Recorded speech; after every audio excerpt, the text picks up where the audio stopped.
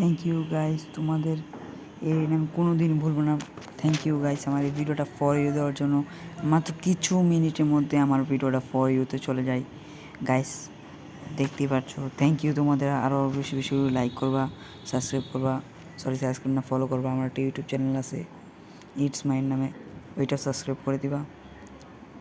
তাই জন্য পরে তোমাদের জন্য আরও মজার মজার ভিডিও বানানোর জন্য আমাদের প্রমোট।